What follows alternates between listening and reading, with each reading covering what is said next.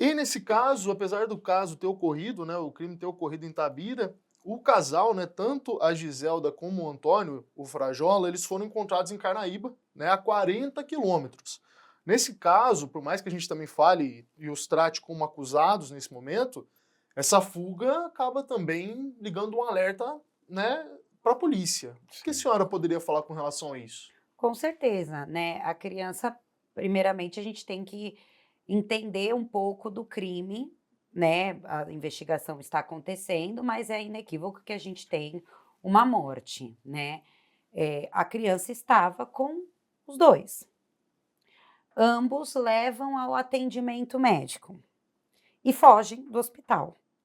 Isso já indica, isso para nós já é um argumento de que eles queriam se evadir daquela situação flagrancial, primeiramente, né, ou sabiam que tinham passado dos limites, se não sabiam que a criança estava morta, já imaginavam que algo pudesse, culpá-los, né, que eles poderiam, ser punidos, penalizados por aquela atitude, porque não esperavam que a autoridade policial chegasse no local, nem nada disso. Então, o que a gente tem notícia aqui é que eles levam a criança para um atendimento médico e prontamente fogem. Então, essa fuga nos mostra que algo de culpa, né, algo de diretamente de ligação de autoria pode haver. Uhum. E aí eles vão,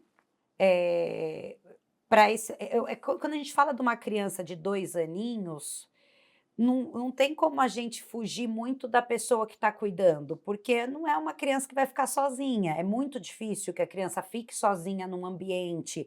Ah, ela estava sozinha em casa, quando às vezes a gente vê adolescentes maiores, chegava da escola e ficava sozinho, então alguém pode ter entrado na casa, alguém pode ter sido autor desse crime. Aqui no caso não, uma criança de 2 anos ela é totalmente dependente das pessoas que estão ali, exercendo cuidado. Então, ou ele estava com ela, ou ele estava com ele, ou estava com ambos. Então, ali, em relação à autoria, eles, no primeiro momento, são os principais suspeitos. E a atitude deles se evadirem do local já traz também, corrobora essa ideia de autoria em relação a ambos, né. Uhum. Isso é muito importante. Eu vou levantar aqui a teoria da conspiração.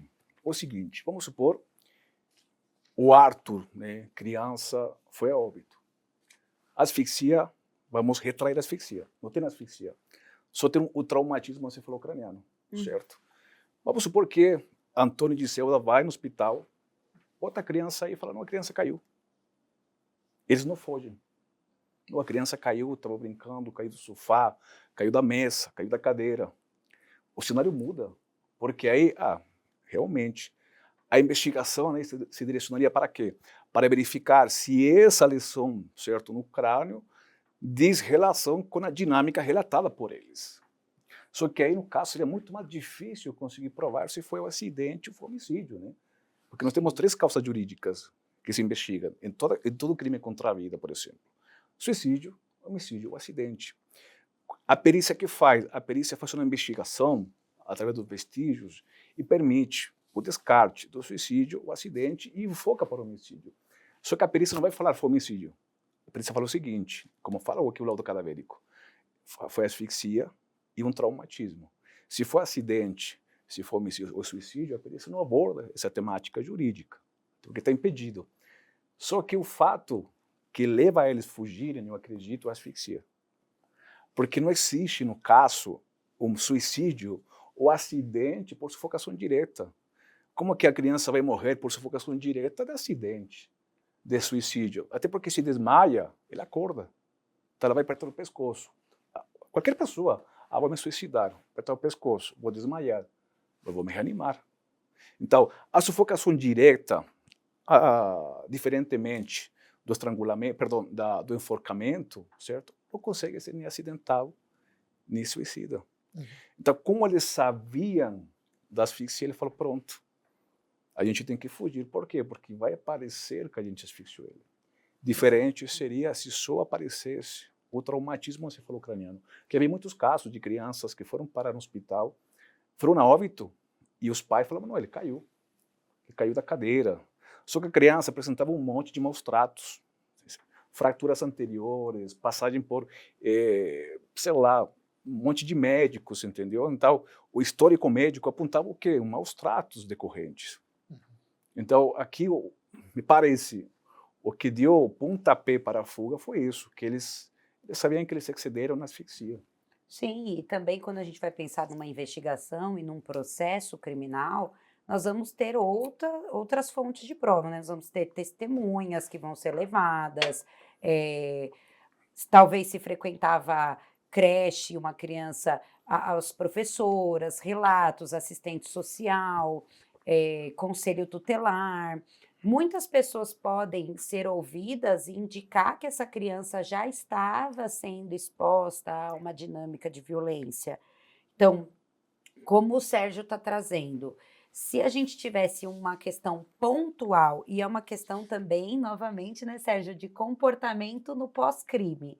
Se a gente tem uma pessoa aqui que está cuidando de uma criança que se apresenta prontamente para socorrê-la, se quer esclarecer o que aconteceu, claro que pode enganar, porque às vezes o autor do crime, ele pode mentir muito bem, mas é comum, até quando a gente ouve policiais dizendo, ou os próprios delegados de polícia, as delegadas de polícia, autoridade policial, que o comportamento humano diante daquele fato vai mostrar muito, né. Então vai mostrar se a pessoa está desesperada ou se a pessoa está fria, se ela foge.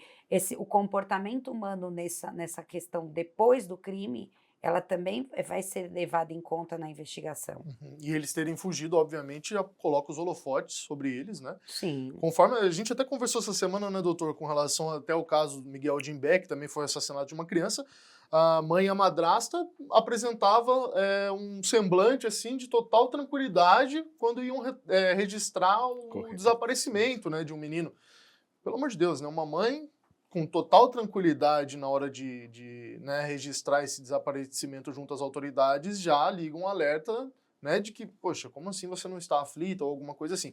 Claro, nem sempre, talvez, a gente espere, né, alguma emoção mais óbvia e aquilo né, realmente possa indicar que a pessoa seja criminosa ou que fez algo errado. Mas é um indicativo, né, doutor?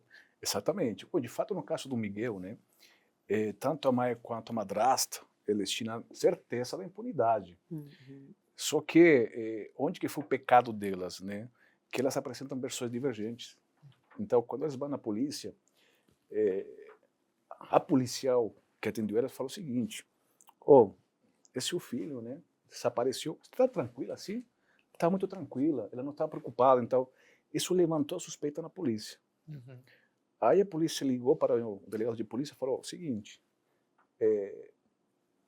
"Está relatando aqui que Miguel desapareceu, uma criança de 7 anos, mas o comportamento delas me parece estranho." O delegado fala o seguinte: "Combinado, manda uma viatura, né, no apartamento delas, para levantar vestígios, investigar, para ver se a criança realmente desapareceu ou tem vestígio de homicídio na residência." E aí vem, eu acredito, o vestígio mais forte contra elas. Que quando chega a polícia no apartamento, a mãe da criança falou o seguinte: "Cadê o mandado? Vocês- se Cadê o ela está mandado?" interessada em achar a Falou: criança, "Vocês não né. vão entrar na residência sem mandado." Pronto. E aí o delegado já começou a criar, certo, esse ambiente de desconfiança. E aí a polícia, lógico, né, com seus conhecimentos, procedimentos, afasta as duas e começa a colher os depoimentos por separado. E aí acabou, certo, a Bruna acabou confessando o crime, como aconteceu, como que levaram a criança Miguel para o Rio, né, colocaram na mala. Então, assim, são dois casos totalmente diferentes, né? Sim, sim. São comportamentos diferentes. Um casal fugiu e outro ficou na cena, né? Só que assim, ambos os casos são casos repentinos, né? São desorganizados. Por quê? Porque não houve uma preocupação posterior ao crime. O caso aqui do Arthur, putz, criança desvaneceu, acho que matei, deixou no hospital. No caso do Miguel foi muito mais trágico, né? Sim, sim. Porque ele foi colocado numa mala. Sim, a tentativa de ocultar aquele Exatamente. cadáver, né. Então, assim, mas o que é interessante, o comportamento, né, a linguagem corporal. De fato, a polícia Tem muitos policiais que são preparados em linguagem corporal. A linguagem verbal é 90% da linguagem mais fidedigna, né? Então, assim, quando você presta atenção à linguagem corporal, você vai conseguir interpretar mais veracidades, né, ou falsidades que se você escutar o que a pessoa fala. Porque são microexpressões, entendeu? O que a doutora falou, o nervosismo, sabe? Isso de tentar fugir, que a pessoa, talvez, o rosto dela é de medo, de você pressa, entendeu? Isso é interpretado pela polícia. Eles têm experiência nessa interpretação de microexpressões corporais. Uhum. Então, Pode então comentar. isso acaba sendo fundamental. Não só o crime, o pós-crime, né? O comportamento dos indivíduos, dos agressores, suspeitos, né? É fundamental para você conseguir entender o quê? Olha, aqui tem alguma coisa errada. Né? É o famoso quem não deve, não teme. Basicamente isso. Sim.